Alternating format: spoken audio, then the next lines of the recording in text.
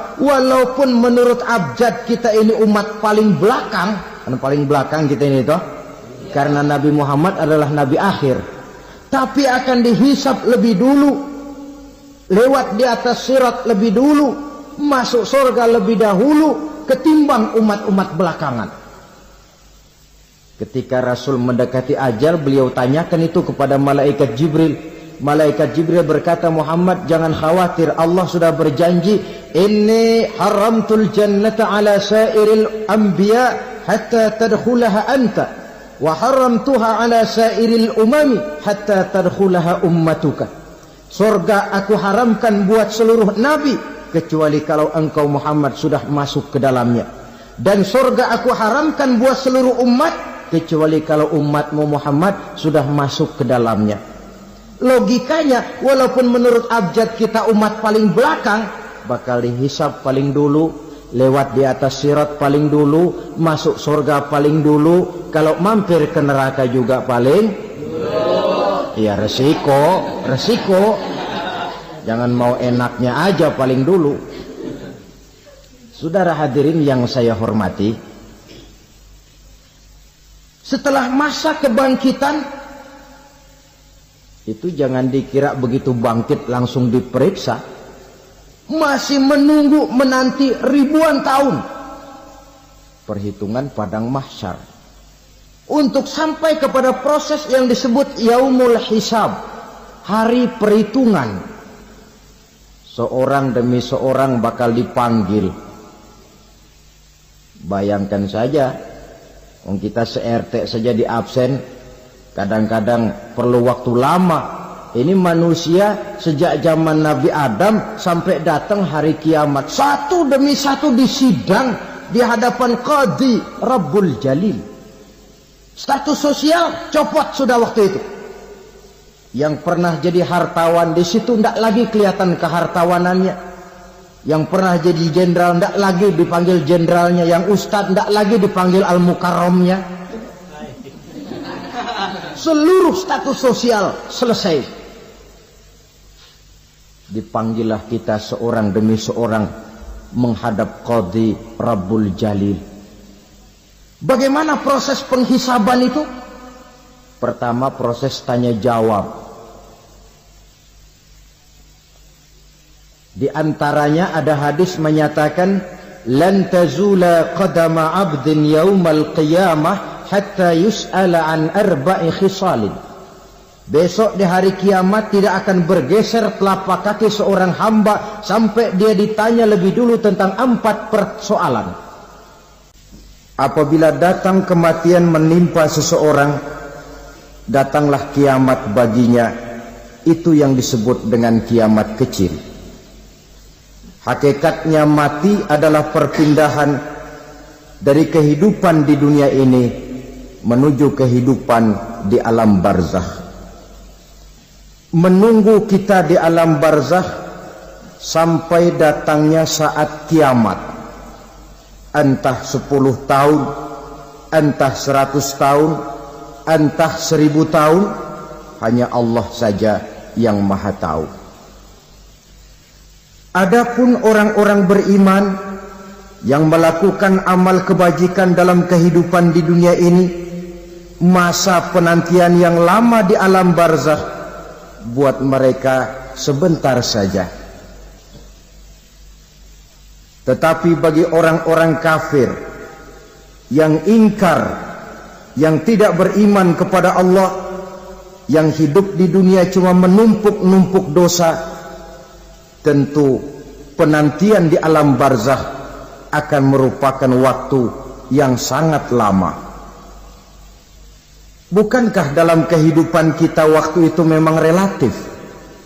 Contoh misalnya, bagi pemuda-pemudi yang sedang duduk asyik memadu cinta,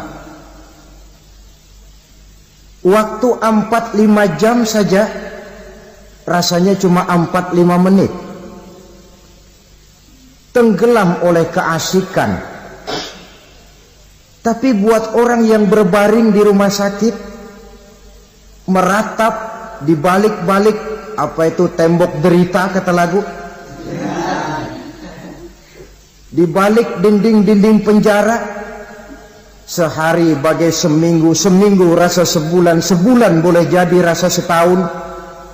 Penantian yang sangat lama. Kapan kiamat itu akan datang? Ini rahasia Allah. Jangankan kita yang orang awam, baginda Nabi sendiri tidak diberitahu oleh Allah kapan kiamat itu akan terjadi.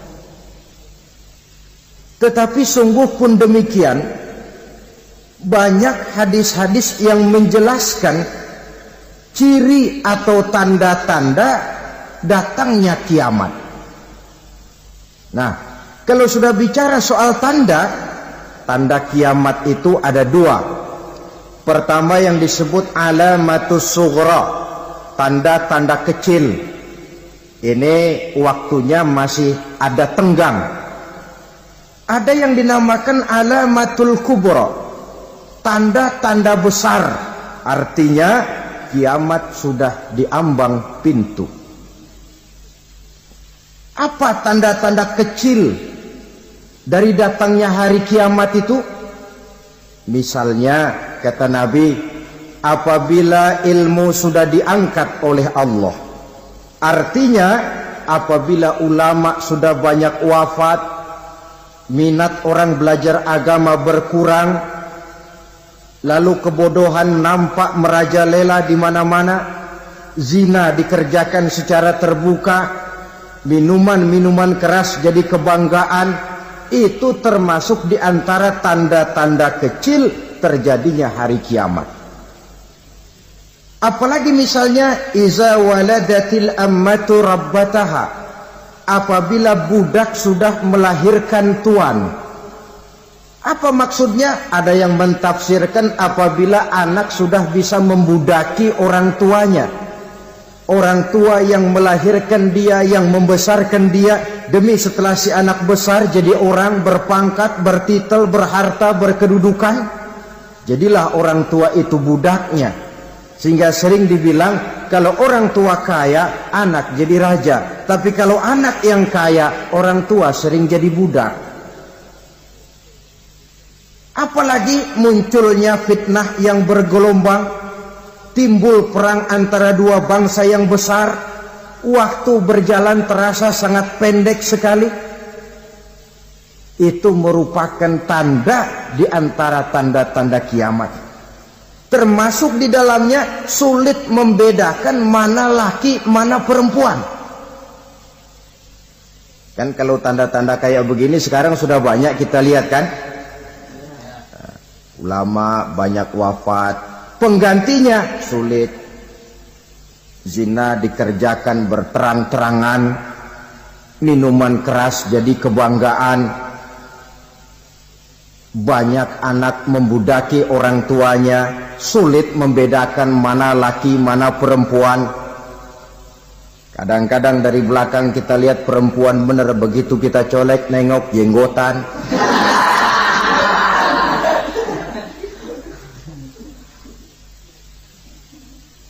Ini termasuk tanda-tanda kecil, masih ada tenggang sampai akan terjadinya kiamat itu.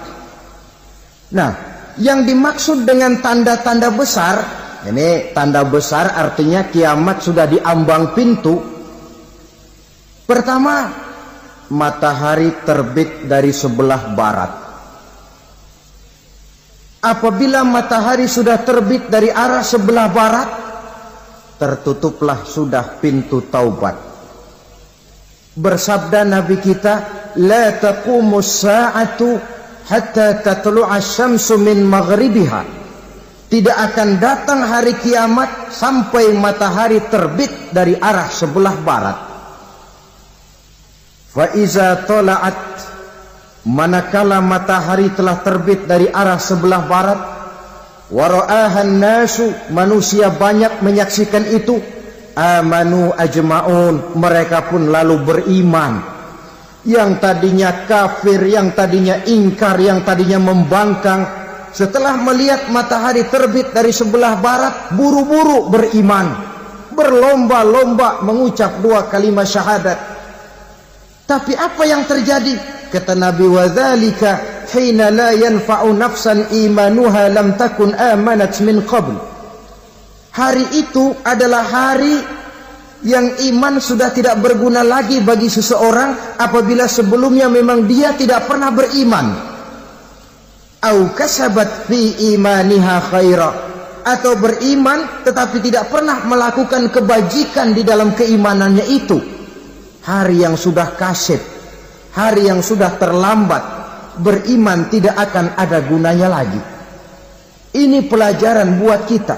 Sebelum sang surya terbit dari sebelah barat, sebelum nafas sampai di tenggorokan, artinya pintu taubat masih terbuka. Kalau dua hal itu sudah terwujud, nafas sudah sampai di kerongkongan atau matahari sudah terbit dari arah sebelah barat, tertutuplah sudah pintu taubat. Tak ada lagi gunanya pangkat, jabatan, harta, bahkan beriman pun dalam suasana macam itu. Too late, kata orang Kulon. Sudah terlambat. Matahari terbit dari arah sebelah barat. Itu tanda besar, artinya kiamat sudah di ambang pintu. Lalu apalagi tanda besar? Munculnya Dajjal. Dajjal artinya pendusta-pendusta yang menyesatkan manusia. Ada dua macam Dajjal, saudara. Ada Dajjal kecil. Ini Dajjal kelas teri. Kalau ini sejak zaman Rasulullah sudah ada itu. Tiap zaman ada. Di zaman Rasulullah misalnya ada yang bernama Aswad al-Unsi dari Yaman. Ada yang namanya Musailamah al-Kazzab dari Yamama. Ada yang namanya Ibnu Sayyad dari Madinah. Ini Dajjal-Dajjal di zaman Rasul. Musailamatul Kazzab memproklamirkan diri jadi nabi dia. Di zaman Rasul masih hidup. Ini Dajjal zaman Nabi. Di zaman sahabat muncul Dajjal-Dajjal. Di zaman kita sekarang ini Dajjal-Dajjal pun gentayangan. Dajjal-Dajjal kelas teri. Kerjanya mendustakan manusia, menyesatkan manusia, memalingkan manusia dari jalan yang benar dan diridhoi oleh Allah Subhanahu wa ta'ala.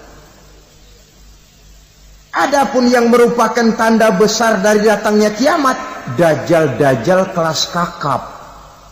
Pembohong-pembohong besar yang menyesatkan masyarakat manusia berpaling dari jalan Allah mengikuti jalan mereka.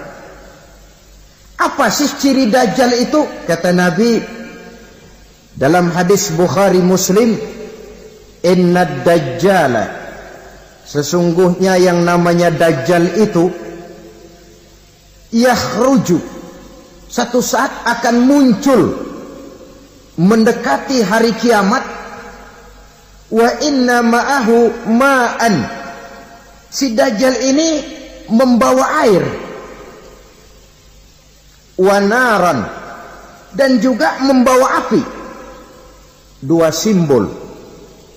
Di tangan yang satu dia bawa air, di tangan yang satu dia bawa api. Wa ammal ladzi yarahu an-nasu ma'an fanarun, adapun yang orang banyak lihat air, hakikatnya adalah api.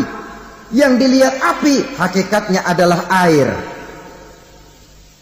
Oleh sebab itu, kalau api yang ditawarkan, ambillah air. Kalau air yang ditawarkan, pilihlah api. Maksudnya apa ini? Ini bahasa simbol, saudara-saudara.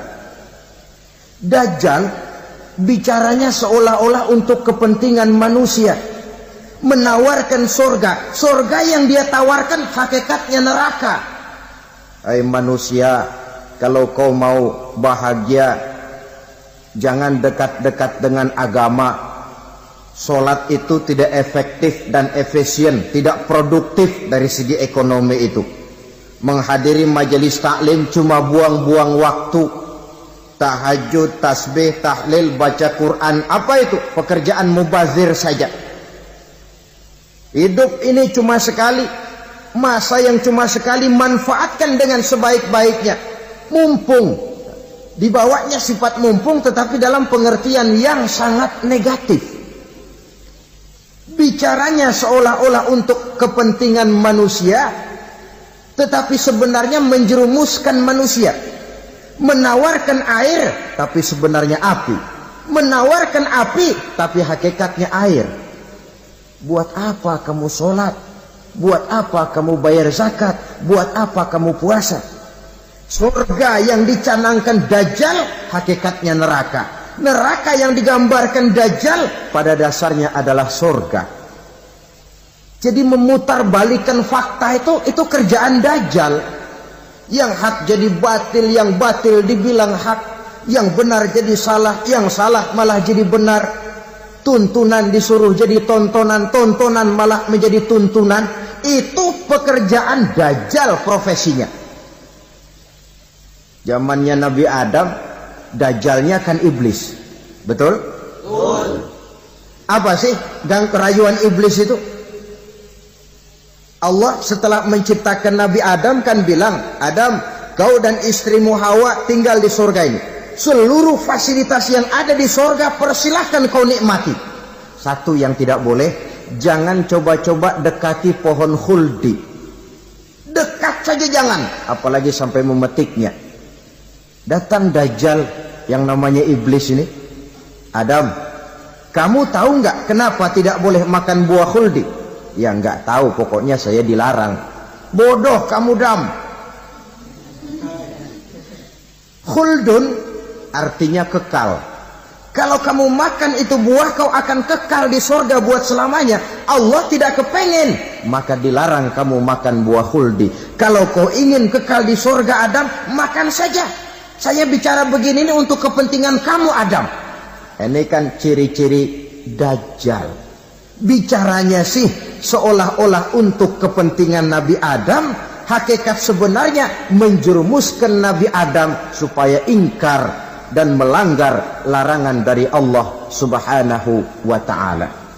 Jadi setelah muncul Dajjal, timbul kekacauan-kekacauan di masyarakat. Banyak yang terpengaruh, terpedaya dan terpesona. Termasuk mereka yang memproklamirkan diri jadi nabi. Mereka yang memproklamirkan diri jadi rasul di zaman sesudah Rasulullah wafat, itu adalah Dajjal-Dajjal. Maka saya ingatkan, kalau di zaman kita sekarang ini ada orang ngaku jadi nabi, ada orang ngaku jadi rasul, biar bahasa Arabnya kental, Quran hafal, hadis ribuan hadis hafal, biar pakai serban sampai menyengser ke tanah, bahasa Arabnya fasih, tapi dia mengaku jadi nabi, jadi rasul. Kita umat Islam wajib tidak percaya. Wajib untuk tidak percaya. Itulah Dajjal-Dajjal zaman kita sekarang ini. Tidak mustahil mereka datang mempengaruhi orang-orang awam supaya berpaling dari Rasulullah, mengikuti mereka. Nah, di akhir zaman nanti, mendekati hari kiamat, Dajjal ini muncul, Dajjal kelas kakap, menyesatkan masyarakat manusia untuk berpaling dari Islam, mengikuti seruan mereka. Apalagi di antara datangnya kiamat itu, tanda yang besar itu, turunnya Nabiullah Isa Al-Masih, putra Maryam.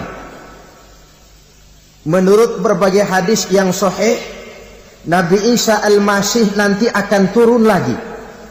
Tidak membawa risalah yang baru, tapi meluruskan risalah Islam ini yang telah banyak ditinggalkan oleh masyarakat.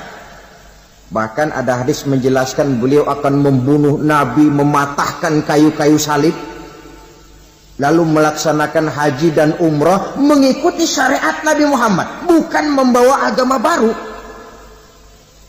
Menjadi semacam mujaddid, reformer, menyelamatkan manusia dari bisikan Dajjal. Bahkan ada riwayat yang menjelaskan bahwa Nabi Isa berhasil mengalahkan Dajjal, mengembalikan masyarakat manusia kembali kepada ajaran Islam yang datang dari Allah, dibawa oleh Rasulullah sallallahu alaihi wasallam.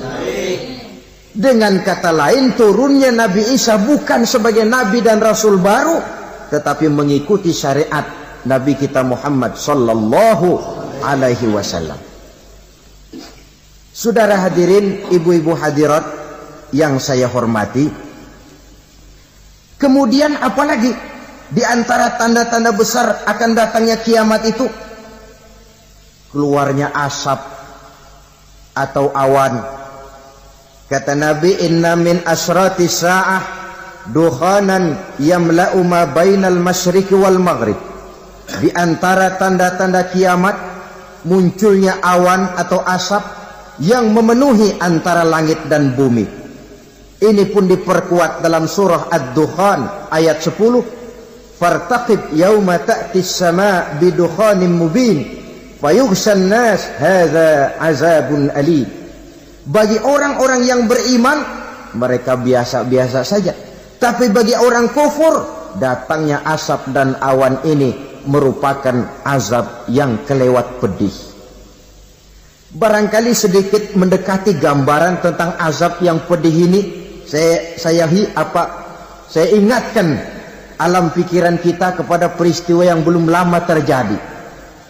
Pernah dengar berita bocornya reaktor nuklir di Chernobyl, Uni Soviet? Pernah dengar? Nah. Bocornya reaktor nuklir di Chernobyl yang mengakibatkan ratusan bahkan sangat mungkin ribuan nyawa. Cuma satu reaktor. Bagaimana kalau seluruh cadangan nuklir yang dimiliki oleh para negara adik kuasa ini diledakkan? Bahkan yang konon menurut catatan, cadangan nuklir yang dimiliki bersama oleh Amerika dan Rusia sekarang ini sudah sanggup memusnahkan 6 miliar manusia. 1,5 kali lebih banyak dari jumlah manusia yang nongkrong di permukaan bumi ini. Saudara-saudara hadirin yang saya hormati, lalu saat mendekati hari kiamat, apalagi tandanya? Setelah Nabi Isa wafat, pada saat turunnya yang kedua kali, lalu Allah meniupkan angin sejuk. Semua orang-orang beriman, orang-orang baik wafat, sehingga penghuni bumi ini cuma tinggal lagi terdiri dari orang-orang kafir. Tidak ada lagi di bumi ini yang bisa mengucapkan Allah. Sehingga dalam hadis qudsi itu ada keterangan, innallaha azza wa jalla yaqulu li Israfil. Allah pernah pesan kepada malaikat Israfil. Kata Allah, Israfil, iza sami'ta qailan yaqul Allah Allah fa akhirin nafakh 40 sanatan ikraman liqailiha. Hai Israfil, apabila kau dengar di permukaan bumi masih banyak orang yang mengucapkan Allah Allah, maka tunda sangkakala kiamat itu 40 tahun. Untuk apa? Ikraman liqailiha, menghormati orang yang mengucapkan Allah Allah itu. Wah, jadi karena sekarang masih banyak yang mengucapkan Allah, besar hatilah kita, masih jauh kiamat itu. Tapi jangan lupa, kiamat pribadi, kiamat kecil itu yang gak kita sangka-sangka. Ajal datang mencabut nyawa, itu kiamat pribadi. Dan itu yang pasti kita hadapi. Dan itu yang membuat kita tidak boleh bersikap main-main di dalam kehidupan sekarang ini. Saudara hadirin yang saya hormati, tidak ada lagi orang-orang muslim. Seluruh penduduk dunia ini kafir. Lalu terciptalah struktur sosial yang berlandaskan prinsip hidup semau gue. Bakal terjadilah prinsip di mana yang kaya menyantap yang miskin, yang kuat menindas yang lemah. Hidup sudah bagaikan di rimba belantara. Berlaku hukum rimba. Siapa yang kuat dia yang menang. Siapa yang lemah menjadi mangsa. Timbul kekacauan. Maksiat merajalela. Munkarat menjadi-jadi. Sehingga isi bumi ini penuh dengan segala macam perbuatan dosa. Tidak ada perlunya lagi alam diperpanjang temponya. Datang saat yang sudah dijanjikan oleh Allah Azza wa Jalla, maka terjadilah yang disebut kiamat kubra, kiamat besar, kiamat hancur-hancuran. Bagaimana kejadian ini dimulai? Dalam surah Az-Zumar ayat 68, Allah Subhanahu wa taala berfirman, "Wa nufikha fis-suri fasa'iqa man fis samawati wa man fil ardi illa man sya'allahu." Maka manakala ditiuplah sangkakala, terkejutlah seluruh yang ada di langit dan seluruh yang ada di bumi. Bila saat kiamat datang, Allah perintah malaikat Israfil, Israfil, tiup sangkakalamu. Ditiuplah sangkakala oleh malaikat Israfil. Yang akibat daripada tiupan itu, seluruh yang ada di langit, seluruh yang ada di permukaan bumi terkejut. Yang ada di langit siapa?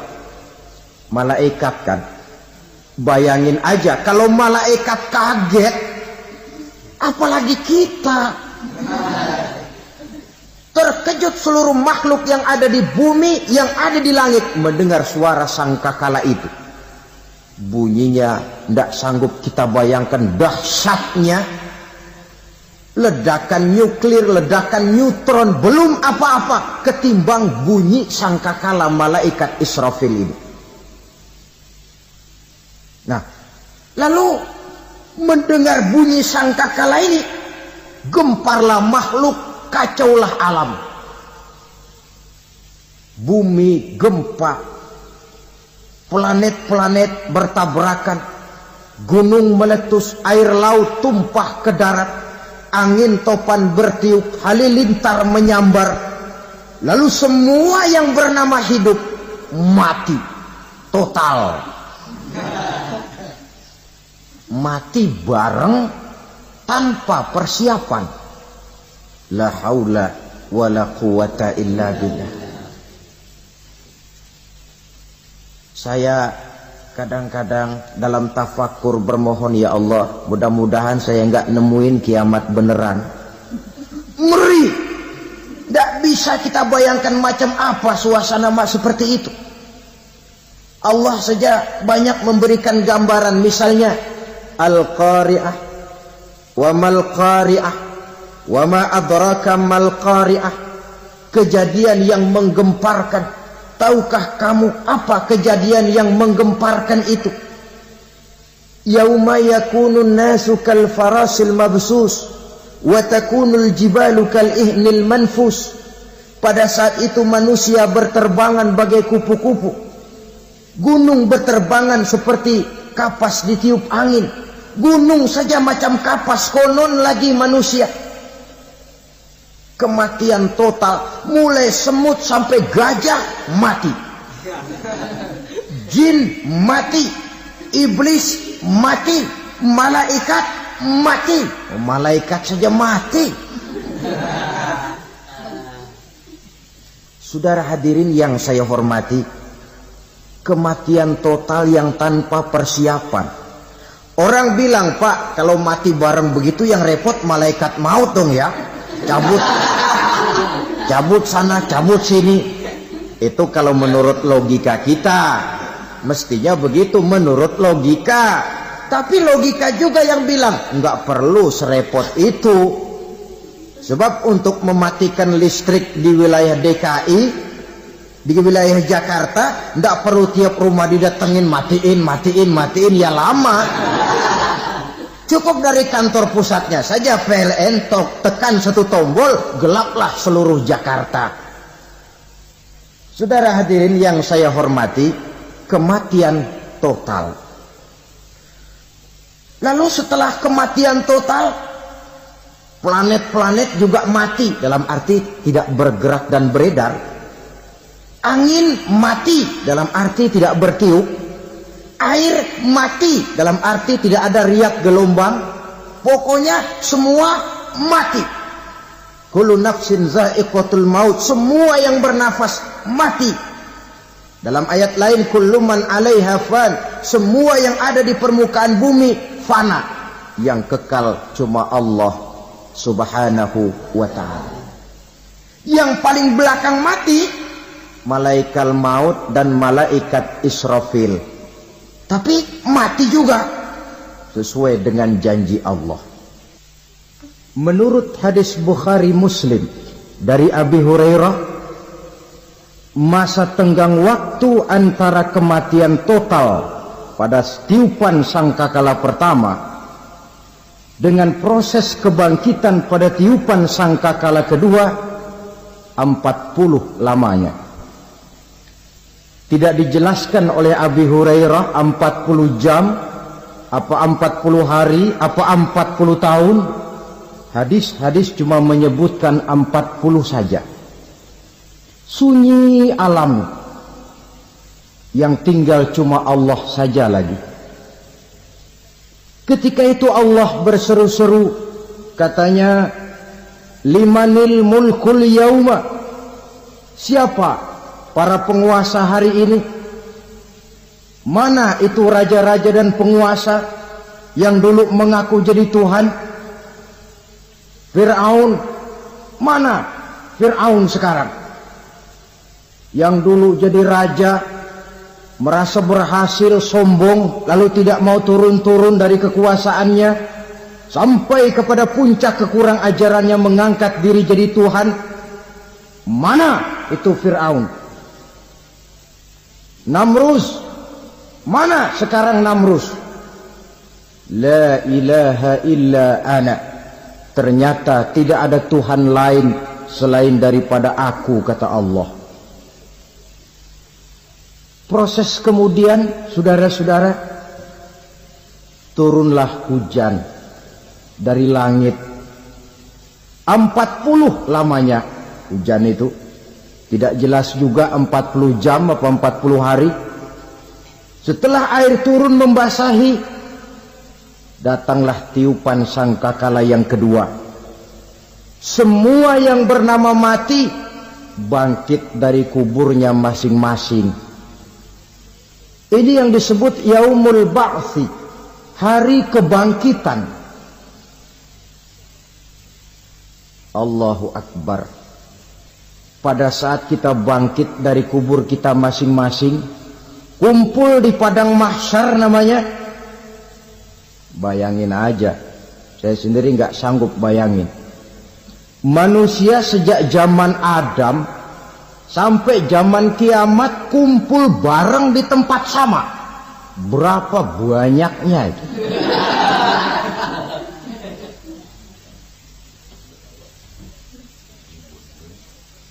Dan yang luar biasa, menurut satu riwayat, pada saat bangkit itu, Masya Allah, roman muka kita berubah. Disesuaikan dengan amalan kita waktu di dunia ini. Barang siapa yang waktu di dunia amalannya itu amalan tikus, di akhirat nanti dia bangkit dari kubur, mukanya seperti muka tikus. Gagah betul badannya, tapi mukanya seperti tikus. Kenapa? Amalannya waktu di dunia seperti amalan tikus. Apa amalan tikus itu? Suka ngegeragoti barang yang sudah disimpan rapi-rapi.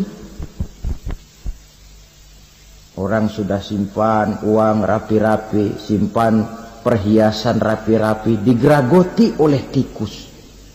Maling-maling, pencoleng-pencoleng, koruptor-koruptor, itu nanti di akhirat nanti kita lihat mukanya seperti muka tikus. Oh, ini waktu di dunia suka nyolong. Mukanya seperti muka tikus. Barang siapa yang waktu di dunia ini amalannya itu amalan macan, dia akan bangkit nanti mukanya seperti muka macan.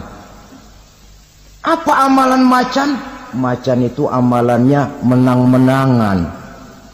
Orang yang mau menang saja nggak mau mengalah. Coba lihat di hutan. Kenal hutan nggak?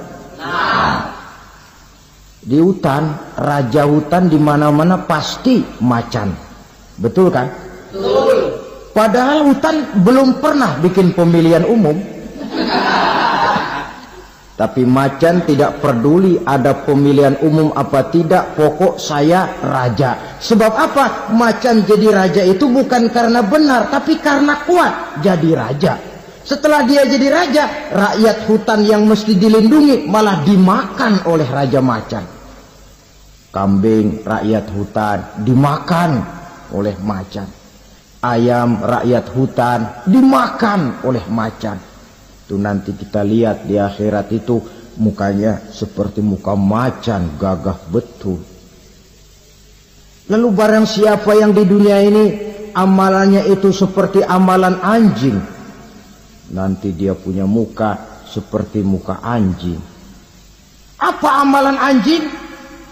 Pertama, anjing itu kalau disuruh jaga rumah, dia tidak bisa membedakan mana maling, mana tamu. Biar yang datang maling, kalau bawa tulang, anjing kalem.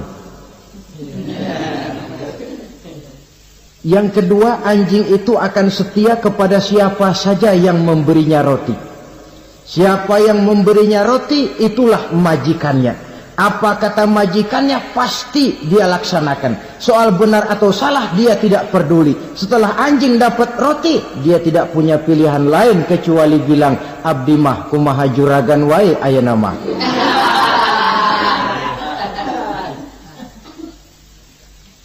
Saudara hadirin yang saya hormati, berkumpul di padang mahsyar, tiap orang sibuk dengan persoalannya masing-masing. Matahari waktu itu didekatkan oleh Allah, panas luar biasa.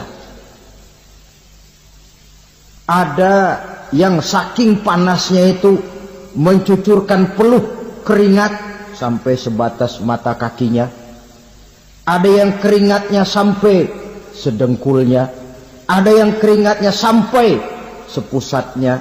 Ada yang keringatnya mengalir sampai sebahunya. Ada yang kelelap oleh keringatnya sendiri, sementara orang di sampingnya nggak apa-apa. Bergantung lagi amalan dia waktu di dunia ini.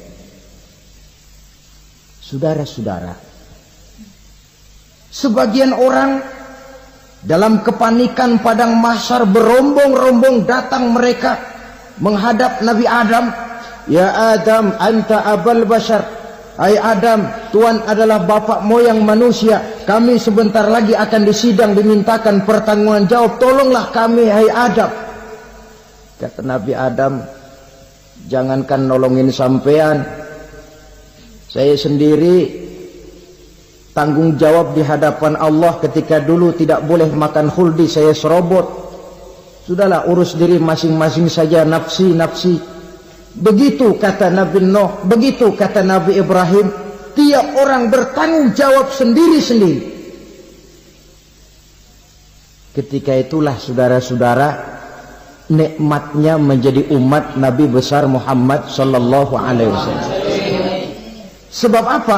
Walaupun menurut abjad kita ini umat paling belakang, kan paling belakang kita ini toh, karena Nabi Muhammad adalah Nabi akhir. Tapi akan dihisap lebih dulu, lewat di atas sirat lebih dulu, masuk surga lebih dahulu ketimbang umat-umat belakangan. Ketika Rasul mendekati ajal, beliau tanyakan itu kepada malaikat Jibril. Malaikat Jibril berkata, Muhammad jangan khawatir, Allah sudah berjanji, inni haramtul jannata ala sairil anbiya hatta tadkhulaha anta. Wa haramtuha ala sairil umami hatta tadkhulaha ummatuka. Surga aku haramkan buat seluruh nabi kecuali kalau engkau Muhammad sudah masuk ke dalamnya. Dan surga aku haramkan buat seluruh umat kecuali kalau umatmu Muhammad sudah masuk ke dalamnya. Logikanya, walaupun menurut abjad kita umat paling belakang, bakal dihisab paling dulu, lewat di atas sirat paling dulu, masuk surga paling dulu, kalau mampir ke neraka juga paling dulu. Ya resiko. Jangan mau enaknya aja paling dulu. Saudara hadirin yang saya hormati, setelah masa kebangkitan itu jangan dikira begitu bangkit langsung diperiksa. Masih menunggu menanti ribuan tahun perhitungan padang mahsyar untuk sampai kepada proses yang disebut yaumul hisab, hari perhitungan. Seorang demi seorang bakal dipanggil. Bayangkan saja, kita se-RT saja di absen, kadang-kadang perlu waktu lama. Ini manusia sejak zaman Nabi Adam sampai datang hari kiamat, satu demi satu disidang di hadapan Qadhi Rabbul Jalil. Status sosial copot sudah waktu itu. Yang pernah jadi hartawan di situ tidak lagi kelihatan kehartawanannya. Yang pernah jadi jenderal tidak lagi dipanggil jenderalnya. Yang ustadz tidak lagi dipanggil al-mukarramnya. Seluruh status sosial selesai. Dipanggillah kita seorang demi seorang menghadap Qadhi Rabbul Jalil. Bagaimana proses penghisaban itu? Pertama, proses tanya jawab. Di antaranya ada hadis menyatakan, lan tazula qadama 'abdin yaumal qiyamah hatta yus'ala an arba'i khisalin. Besok di hari kiamat tidak akan bergeser telapak kaki seorang hamba sampai dia ditanya lebih dulu tentang 4 persoalan.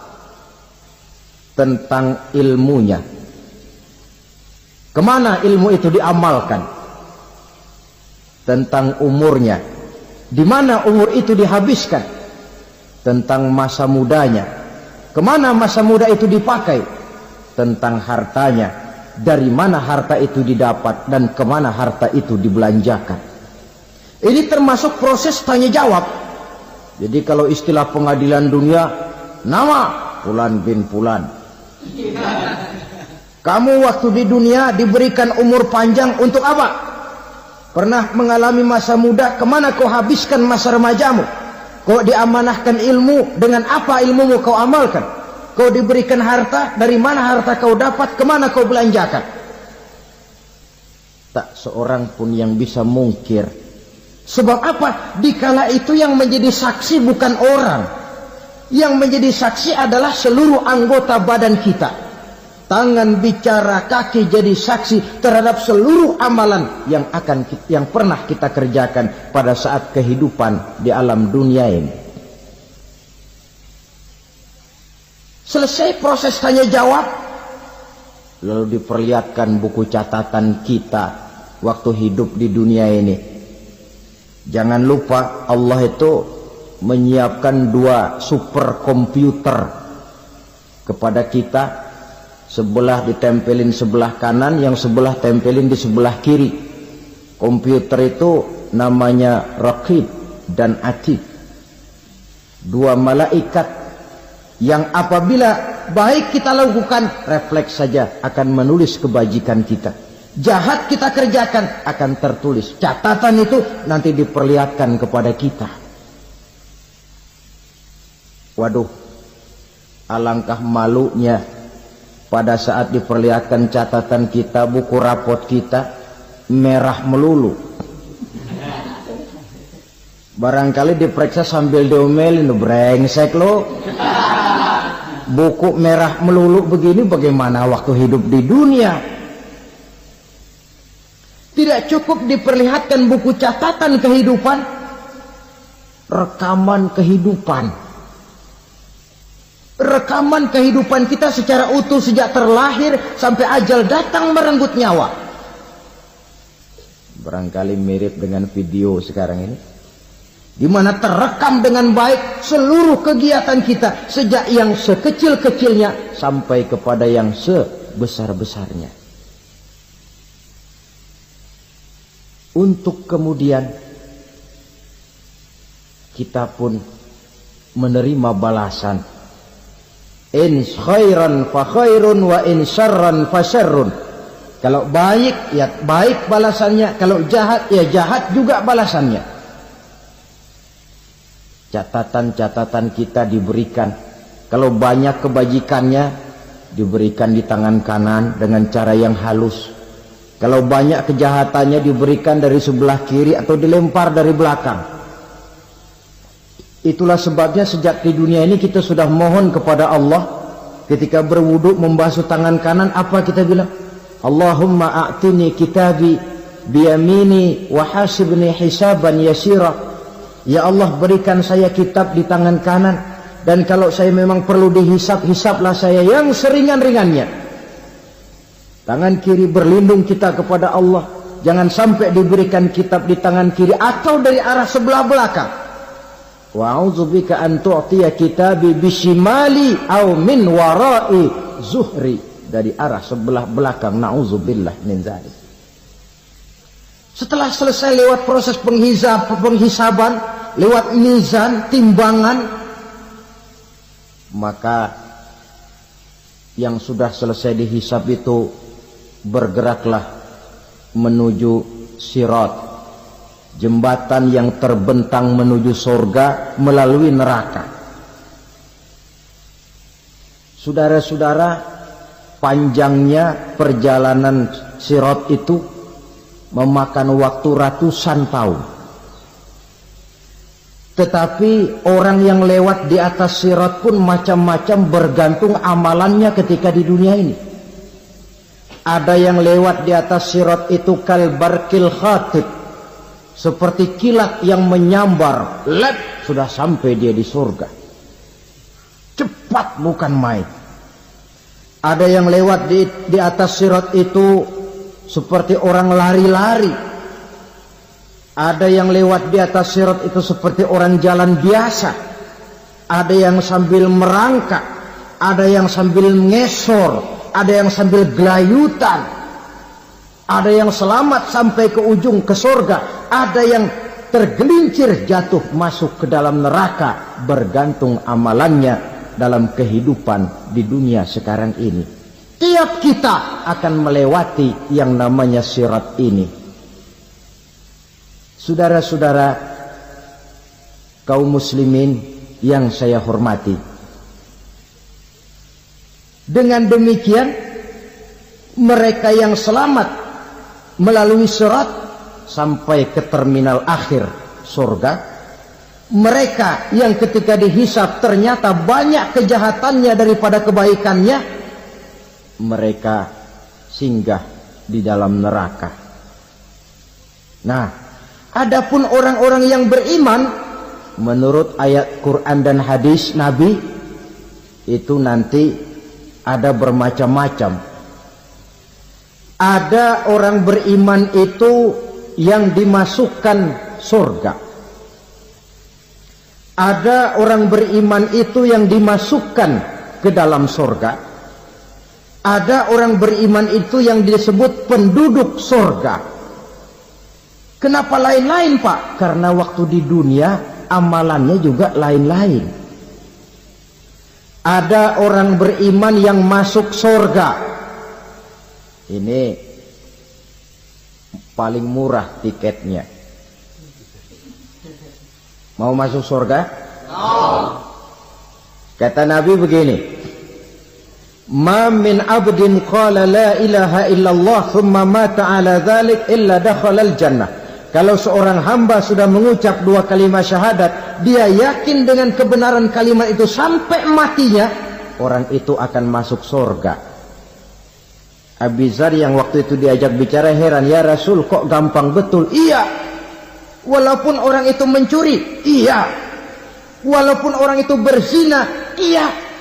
Biar dia mencuri, biar dia berzina, kalau dia sudah mengucap dua kalimat syahadat, dia yakin dengan kebenaran kalimat itu sampai matinya, itu orang akan masuk surga. Jadi masuk surga cukup 2 kalimat syahadat, yakin sampai mati masuk surga. Itu perkara masuk. Tapi kalau pertanyaannya diterusin, masuknya kapan Pak? Nah ini lain lagi urusannya. Sebab ada yang masuknya itu langsung, ada yang mampir dulu. Di sana tempat cuma 2, kalau tidak surga, neraka. Mau ke surga tapi mampir dulu, yang mampirnya jelas di neraka. Kenapa? Dalam hadis qudsi ada riwayat, nanti itu di akhirat, setelah Allah selesai mengatur penduduk surga masuk surga, yang neraka masuk neraka, Allah berkata kepada malaikat Malik, malaikat Malik, labaik ya Allah, itu bajingan-bajingan tengik, manusia-manusia durjana yang waktu di dunia tidak mau sujud, jauh dari ulama, gemar melakukan yang munkarat dan maksiat, hidup di tengah masyarakat selalu jadi bibit keonaran, kufur, sudah masuk neraka semua. Sudah ya Allah. Nah, kalau sudah, coba sekarang kamu masuk Malik. Saya, iya, masuk neraka. Mau apa ya Allah? Kata Allah, akhriju minan nar man kana fi qalbihi misqala habatin min khardalin min iman. Kau masuk neraka, cari di dalam neraka orang-orang yang ada imannya walaupun kecil sebesar biji zarah, angkat mereka keluar. Masuk malaikat Malik ke neraka, cari orang yang ada imannya, korek-korek. Ya repot, udah pada gosong. Yang ada imannya diangkat ke atas, yang ada imannya diangkat ke atas, lalu dimandikan di Nahrul Hayat, namanya sungai kehidupan di akhirat nanti. Cakep lagi rupanya, bersih lagi wajahnya, apel di hadapan Allah. Kata Allah, bagaimana mas? Kapok nggak sampean? Kapok ya Allah. Nah, kalau kapok, idhab fadkhulil jannah, pergi masuk surga sana. Berangkat mereka ke surga, ketemu sama teman-temannya yang udah sampai lebih dulu, yang nggak pakai mampir lagi. Terjadi dialog. Kata teman-temannya yang udah pada nyampe duluan, mas, iya, emang baru sampai? Saya baru sampai. Memang mampir di mana dulu mas? Kita sudah lama sampai di surga. Saudara buka surah Al-Muddathir ayat 34-35. Ma salakakum fis saqar? Kenapa kamu mampir di neraka Saqar? Qalu lam naku minal musallin. Mereka menjawab, kami mampir di neraka Saqar mas, gara-gara dulunya kami waktu di dunia tidak pernah sholat. Tidak pernah sholat? Tidak pernah. Kan rumahnya dekat masjid, cuma dekat doang mas. Sholat mah enggak saya. Enggak pernah ngasih makan fakir miskin, enggak pernah hadir di majelis taklim, pendeknya enggak pernah melakukan kebajikan. Maka saya pun mampir di neraka Saqar. Untung betul saya punya iman mas, sedikit. Waktu hidup di dunia dulu saya pernah mengucap 2 kalimat syahadat. Sekali-kalinya waktu mau kawin. Masya Allah. Untung saja kawin. Kalau nggak kawin polos.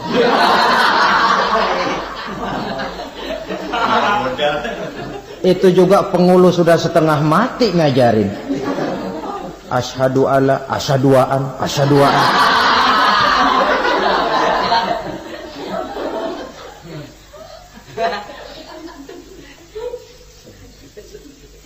Ini namanya masuk surga, ada mampir dulu. Ada pula orang mukmin itu yang dimasukkan surga. Namanya dimasukkan kan terima beres. Saya masuk ke rumah, jalan sendiri, cari tempat sendiri. Saya dimasukkan ke dalam rumah, terima beres, pokok ada di dalam, itu dimasukkan namanya. Nggak pakai mampir. Tapi tentu tiketnya lebih mahal ketimbang yang pertama tadi. Apa kata Allah? Innal ladzina amanu wa 'amilus shalihat la ukaffiranna 'anhum sayyi'atihim wa la udkhilannahum jannah. Sesungguhnya orang-orang yang beriman kemudian beramal soleh, kami hapuskan segala dosa dan kesalahannya, kami masukkan mereka ke dalam surga. Lihat ayatnya. Allah yang memasukkan, kita yang dimasukkan. Tidak pakai transit, tidak usah mampir. Cuma tidak cukup syahadat, tidak cukup amanu, tapi diiringi dengan wa'amilus salih. Iman, amal. Tidak cukup syahadat, lalu dibuktikan dia sholat, dia zakat, puasa, lalu dia melakukan berbagai macam kebajikan. Ini yang menyebabkan dia tidak pakai mampir di tempat yang bernama Sakor. Lalu ada pula orang mukmin itu yang disebut penduduk sorga. Wah, ini sudah VIP ini. Ashabul jannah, penduduk sorga. Siapa mereka? Kata Allah, innal ladzina amanu summa istaqamu fala khaufun 'alaihim wala hum yahzanun ulaika ashabul jannah hum fiha khalidun. Sesungguhnya orang-orang yang beriman lalu istiqamah, tetap dalam melaksanakan perintah Allah, tidak goyah, tidak labil tapi stabil, istiqamah, mereka tidak takut dan tidak bersedih hati. Merekalah penduduk surga. Iman, istiqamah. Tidak punya duit, sembahyang. Banyak duit, sembahyang. Miskin, sembahyang. Kaya, tetap sembahyang. Istiqomah. Kadang orang kalau susah rajin ke masjid, banyak duitnya ngelihat masjid melengos. Itu yang dibilang waktu miskin hamba Allah, setelah kaya jadi hamba harta. Bergeser, tidak ada nilai istiqomahnya. Saudara-saudara, dengan begitu penduduk neraka itu dua. Ada penduduk permanen, ada penduduk yang semi permanen. Yang semi permanen orang-orang beriman yang mempunyai dosa besar. Mereka masuk ke neraka untuk menerima azab sesuai dengan dosanya.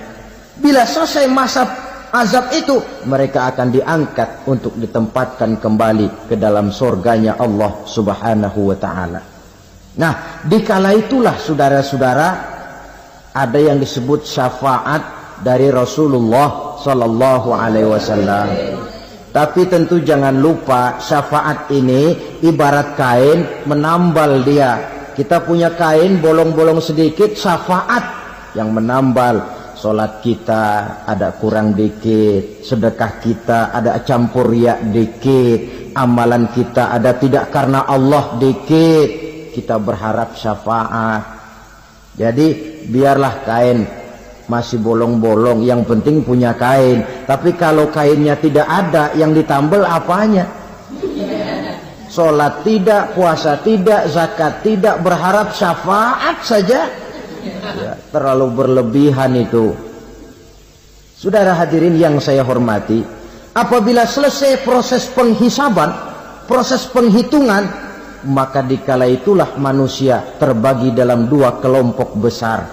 Fariqun fil jannah wa fariqun fis sa'ir. Sekelompok orang-orang beruntung yang masuk ke dalam surga, dan sekelompok lagi masuk ke dalam neraka. Akan memakan waktu untuk menceritakan sifat surga dan neraka, tapi insya Allah pada kesempatan pertemuan lain saya sampaikan.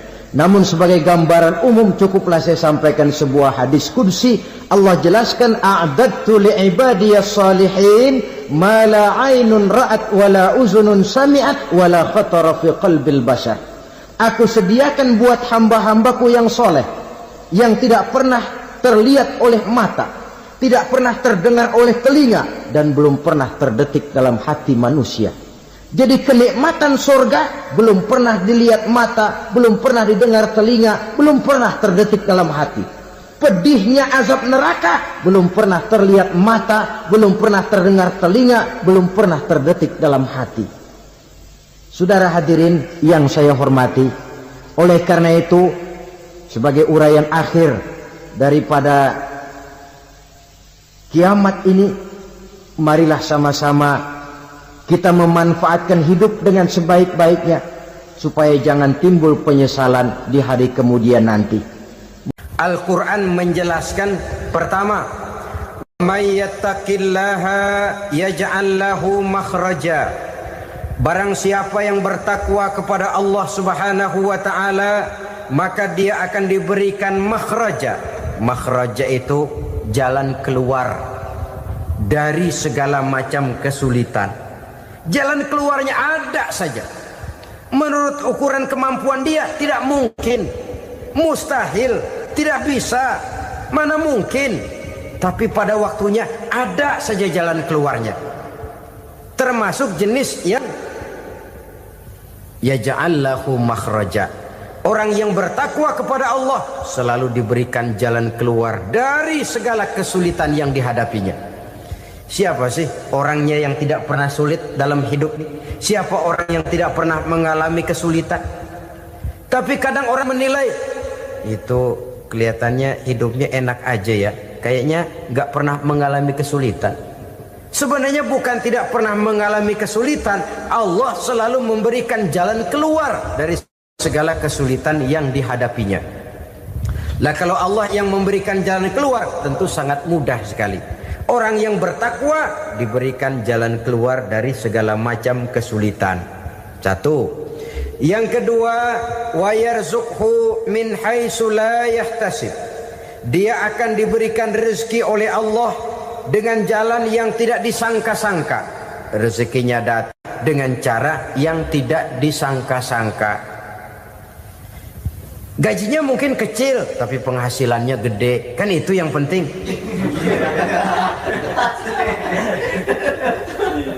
Gaji dan penghasilan kan lain tuh.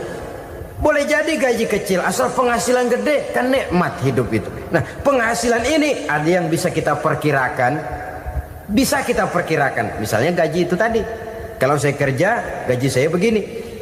Ada rezeki yang masuk min haitsu la yahtasib. Tidak kita sangka-sangka, tidak kita duga-duga, tahu-tahu ada saja rezeki. Datang orang bawa persoalan yang mendatangkan hasil. Sebab rezeki, jodoh, maut memang seperti bayangan. Kita uber-uber dia lari, kita diem dia diem. Kan gemesin itu. Bayang-bayang itu begitu. Kita kejar, dia lari. Rezeki juga begitu. Kita diem, dia diem. Setengah mati yang namanya rezeki kita cari, kita uber. Ngobek sampai ratusan bohong kita kerjain. Tapi memang belum waktunya, ya sulit untuk tembus. Tapi kadang-kadang giliran kita nongkrong di rumah, datang orang bawain rezeki. Itulah yang namanya rezeki. Tapi ini untuk orang yang bertakwa. Kalau tidak punya kredibilitas takwa, jangan lalu pakai ayat ini. Diberikan Allah dengan rezeki dengan jalan yang tidak disangka. Kan ada ayatnya dah. Kita mah manteng aja di rumah dah. Ntar juga tuh rezeki datang. Ini fasilitas yang diberikan kepada orang yang wa may yattaqillah, bertakwa kepada Allah, yarzuqhu min haitsu la yahtasib, diberikan rezeki dengan cara yang tidak disangka-sangkanya. Maka kadar ketakwaan jangan membuat kita buruk sangka. Tuh orang ya nggak kemana-mana, duitnya ada aja. Kalau dia takwa, Allah berikan jalan keluar. Yang lantas ngelihat kiai orangnya ahli ibadah, ilmunya tinggi, akhlaknya luar biasa, takwanya tinggi, rezekinya lancar, lalu husnuzon nih kiai nggak kemana-mana, duitnya banyak, miara tuyul kali ini. Itu termasuk jaminan Allah yang masuk kategori min haitsu la yahtasib. Yang ketiga, yaj'al lahu min amrihi yusra, dimudahkan segala urusannya. Dimudahkan segala urusannya. Kemudian yang keempat, yukaffir anhu sayyiatihi wa yu'azzim lahu ajra, diampuni segala kesalahannya dan dibesarkan pahala kebaikan yang dikerjakannya. Maka mudah-mudahan puasa yang kita kerjakan mengantarkan kita kepada ketakwaan kepada Allah, dan takwa membuka janji Allah kepada kita di dalam kehidupan ini. Kenapa sih kita yakin Quran itu kitab suci? Pertama, ajarannya sesuai dengan fitrah manusia. Suatu kitab dinamakan suci kalau konsep ajarannya sesuai dengan fitrah. Contoh, ini laki-laki ini seneng nggak sama perempuan? Normal. Kalau nggak seneng saya ragu-ragu. Perempuan seneng nggak sama laki-laki?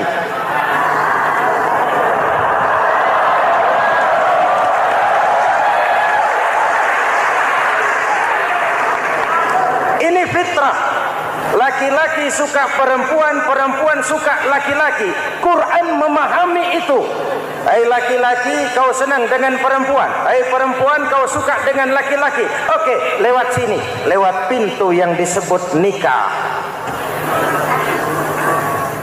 Kalau kitab suci melarang nikah, itu bertentangan dengan fitrah manusia. Maka dalam Quran, mulai dari umat sampai ulama dan segala profesi dianjurkan nikah. Kalau kiai tidak boleh nikah, saya pilih mengundurkan diri, Pak.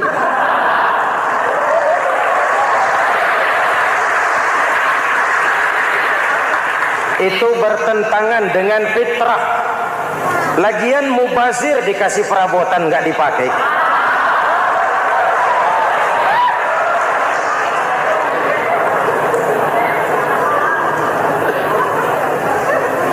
Fitrah.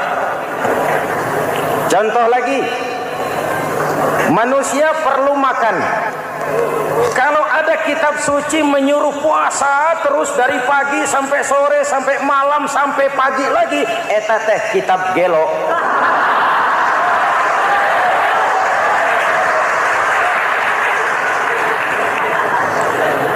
Quran sesuai dengan fitrah. Puasa mulai dari imsak sampai datang waktu maghrib. Puasa ngebleng dari pagi sampai sore sampai malam merusak kesehatan. Malam berpuasa boleh bergaul dengan istri. Kenapa? Fitrah. Kalau siang tidak boleh, malam tidak boleh, sebulan penuh panas kepala.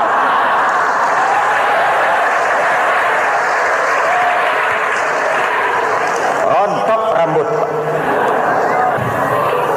Hadirin yang saya hormati, itu yang pertama. Yang kedua, kita yakini Quran sebagai kitab suci karena isinya tidak saling bertentangan, konsekuen, konsisten. Kalau ada satu kitab, di satu ayat mengajarkan Tuhan Esa, di lain ayat mengajarkan tiga, liar eta mah. Kitab suci isinya paradoks. Bagaimana kitab suci isinya saling bertentangan? Di ayat manapun sekali Quran berkata Allah itu Esa, selamanya Esa. Isinya tidak saling bertentangan. Lalu yang ketiga, kita yakini Quran kitab suci karena dia bersih dari intervensi manusiawi. Sejak turunnya Al-Quran menantang, jikalau kamu ragu terhadap Quran yang kami turunkan kepada hamba kami Muhammad, kamu anggap itu cuma bikinan Muhammad. Kalau Muhammad bisa, kamu tentu bisa. Baik, bikin satu surah semacam Al-Quran. 14 abad yang lalu tantangan ini turun dan sampai malam ini belum terjawabkan. Pak, barangkali tidak ada yang mau coba. Banyak. Antara lain Musailamah Al-Kazzab. Dia mencoba membuat menandingi Al-Quran. Dia buat satu surah namanya surah Al-Fil. Bunyinya begini, bikinan Musailamah. Al-Fil wa mal-fil wa ma adraka mal-fil lahu khurtumun tawil wa lahu zail. Sudah berbentuk syair. Isinya apa? Al-Fil, gajah. Wa mal-fil, apakah gajah itu? Wa ma adraka mal fil, tahukah kamu apa itu gajah? Lahu khurtumun tawil, dia punya belalai panjang. Walahu zail, dan dia punya ekor. Enggak usah turun ayat begituan, orang tahu.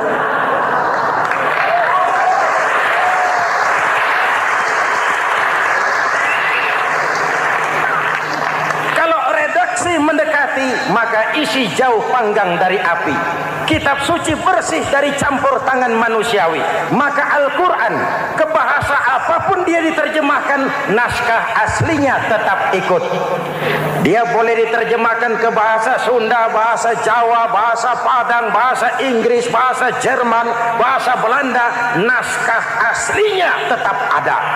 Kenapa? Bahasa ke bahasa perbedaannya sering frontal. Kalau dari gelas menjadi gelas, eta mah caket. Dari lamp menjadi lampu, itu masih serumpun. Tapi cokot Sunda dengan cokot Jawa, itu jauh bedanya. Atos Sunda dengan atos Jawa, itu jauh. Ulama Sunda sama ulama Jawa nggak pernah akur kalimat atos ini.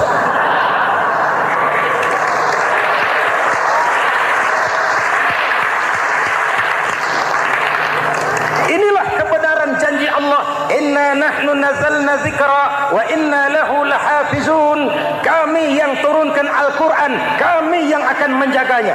Ribuan orang hafal Al-Quran. Lalu apa pesan-pesan misi utama Al-Quran? Pertama, menegakkan tauhid. Ini yang lebih dahulu, membentuk kualitas sumber daya manusia dengan menanamkan nilai-nilai keimanan, membebaskan dari ketergantungan kepada benda. Ya ayyuhan nasu ubudu rabbakumul ladzi khalaqakum. Hai manusia, Tuhanmu yang perlu kau sembah hanyalah Tuhan yang telah menciptakan kamu. Jangan menyembah Tuhan yang tidak pernah menciptakan kamu. Mengapa kau menyembah harta padahal dirimu lebih berharga dari harta? Kenapa kau menyembah pangkat dan jabatan padahal dirimu lebih berharga dari pangkat dan jabatan?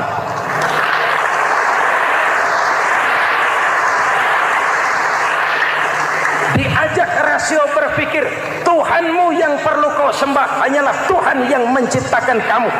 Dan Tuhan yang menciptakan kamu itu Tuhan yang lam yalid walam yulad, yang laisa kamislihi syai'un, dan itulah Allah Subhanahu wa taala. Ayo orang teh, ayeuna teh. Boleh pakai teh? Ayeuna teh, kita teh. Kalau kepada syirik jali, syirik yang terang-terangan, insya Allah tidak. Nyata-nyata menyembah berhala, tidak. Nyata-nyata menyembah pohon, tidak. Nyata-nyata berkeyakinan Tuhan lebih dari satu, tidak.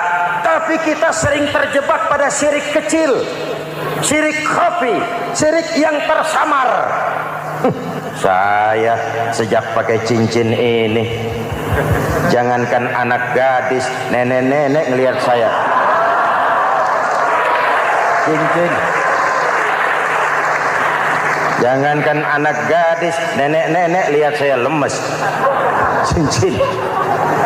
Ini saya sejak ada perkutut di rumah ini dagang lancar perkutut. Ini Ramadan, bulan penempaan nilai-nilai keimanan. Misi utama Quran menegakkan tauhid, mengurangi kemusyrikan, membebaskan manusia dari ketergantungan kepada benda. Dari situ kualitas sumber daya manusia dimulai. Saya sering mengungkapkan selama ini sistem pendidikan kita cuma mengisi otak, bukan membentuk watak. Otak diisi segala macam ilmu, tapi hati kosong, agama rapuh, akhirnya moral rendah. Muncul manusia-manusia yang pintar, cuma sayang tidak benar. Indonesia kita bangkrut, Indonesia kita terpuruk, Indonesia kita sakit sekarang ini, kan ulahnya orang-orang yang pintar tapi tidak benar.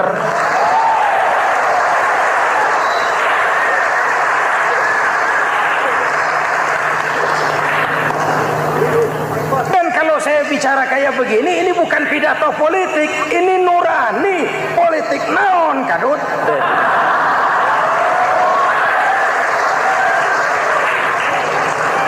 Ini nurani, ini tanggung jawab sebagai anak bangsa. Ibu bapak, saudara-saudara hadirin yang saya hormati, Rasul kalau masuk sepertiga yang akhir, sing-singkan lengan baju, hamparkan sajadah, lebih banyak di masjid daripada di rumah. Itu Rasul. Maka sepertiga yang akhir masjid makin ramai. Lihat Masjidil Haram. Lain dengan kita. Sepertiga yang akhir masjid mulai mengalami kemajuan. Safnya makin maju.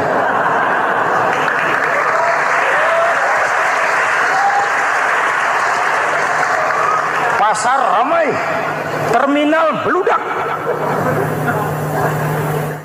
Padahal sepertiga yang akhir itu puncak.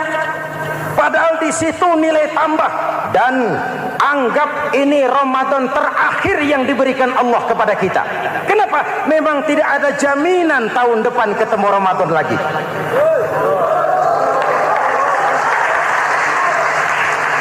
Anggap ini Ramadan terakhir yang diberikan Allah kepada kita. Tidak ada jaminan tahun depan Ramadan akan ketemu lagi. Tidak ada jaminan. Manfaatkan peluang ini untuk melakukan pemutihan. Semua kita melakukan introspeksi. Tidak tahu kita Ramadan tahun depan nanti masih ketemu apa tidak. Sebagaimana kita tidak tahu kita masih hidup atau tidak. Hadirin yang saya hormati, misi kedua Al-Quran, persaudaraan, kebersamaan atas dasar keadilan dan kebenaran. Manusia bersuku-suku, ya. Manusia berbangsa-bangsa, memang itu diakui oleh Al-Quran.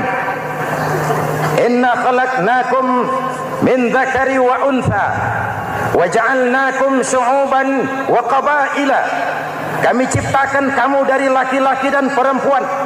Kami jadikan kamu bersuku-suku dan berbangsa-bangsa. Apa tujuannya? Agar kamu saling mengenal satu dengan yang lain. Persaudaraan, kebersamaan atas dasar keadilan dan kebenaran. Yang terlepas dari ras. Dari manapun orang datang, apapun warna kulitnya, dari suku apapun ia dilahirkan, kalau akidahnya sama, itu kan saudara kita.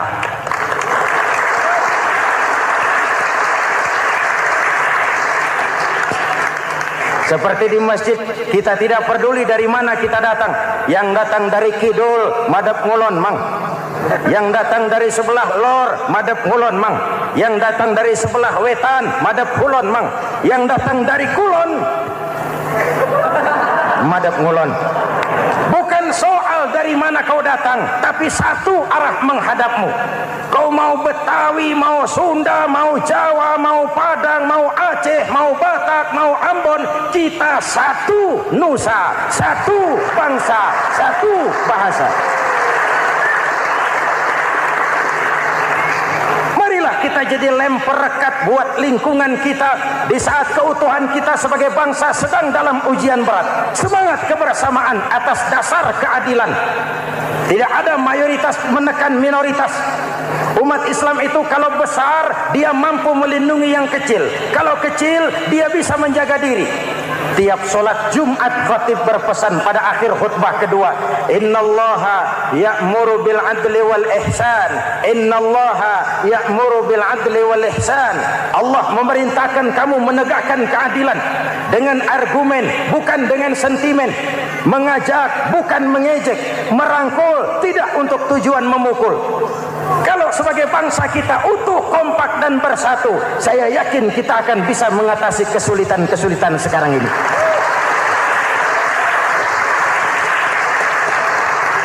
Kan kita prihatin kadang-kadang tawuran antar desa, antar RT, antar RW, antar kecamatan, sampai antar elit di atas. Makanya saya ulang lagi pesan ini. Kalau elit di atas tawuran, jadilah penonton yang baik. Saudara-saudara kaum muslimin yang saya cintai, kita prihatin, kita seakan tercabut dari akar budaya kita sebagai bangsa. Kenapa kita yang berfalsafahkan Pancasila, kenapa kita yang berketuhanan yang Maha Esa tiba-tiba jadi beringas dan brutal? Ada maling ayam ketangkap, disiram bensin, dibakar hidup-hidup. Kok kita bisa begitu? Street justice, pengadilan jalanan mulai tegak. Iyalah kita tidak puas dengan kerja aparat kita, tapi jangan main hakim sendiri. Ini negara, bukan hutan.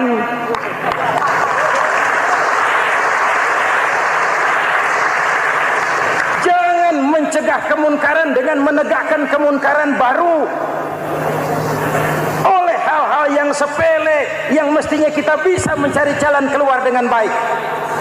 Ayo luruskan saf, rapatkan barisan, satukan langkah, tautkan hati. Kita satu umat yang satu, diikat oleh Al-Quran. Hanya dengan kebersamaan